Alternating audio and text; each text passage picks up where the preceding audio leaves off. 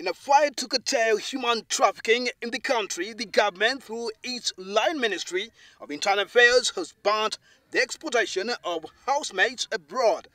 This has been accelerated by licensed labor export companies by the Ministry of Gender, Labour and Social Development that have taken advantage of convincing disgruntled Ugandans that in the Arab world there are job opportunities for housemaids.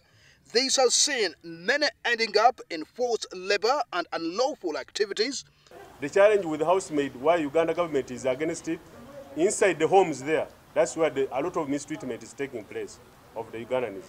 And so for us, as the government has banned export of labor for housemaid, but still these conmen have a way they are disguising the whole thing. Sometimes they call it cleaning, sometimes they call it domestic worker. The companies and people involved in this lucrative trade take advantage of the fact that most Ugandans seeking for housemaid jobs hardly possess any academic qualifications. And we are realizing that they can even be your friend. Somebody says they would be your friend on, you've never met them, but you can even spend 1 year or even several months. And when you spend in communication with such a person, the person becomes your friend. And you know how Ugandans are. They become friends quickly. The findings indicate that obtaining a visa at Uganda's immigration for a person searching for a housemaid job abroad is difficult. Dealers in the trade have now resorted to trafficking people for housemaid jobs through Kenya. The Uganda government is now considering holding bilateral talks with their Kenyan counterparts on how to curtail human trafficking in the region. And we have requested to use those incidents to cause meetings between our neighboring countries with their embassies here, so that we start forming up a regional coordination system against human trafficking, which will help us manage this crime further.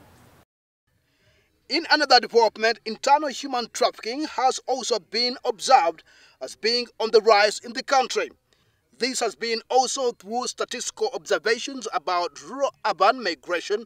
In such kind of human trafficking, many that fall victims revealed that those involved in the trade normally promise them of white-collar jobs and huge salaries. To things like Ebimansulo, you know, these entertainment bars where they have managers who are controlling a certain group of girls and boys, and when they go for shows like on the islands, they are sleeping in one small room.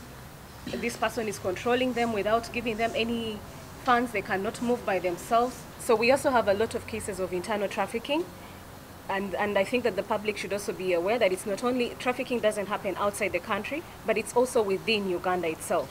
Apparently, the government is intensifying its intelligence to identify fake companies involved in the trade and appealing to people to be vigilant.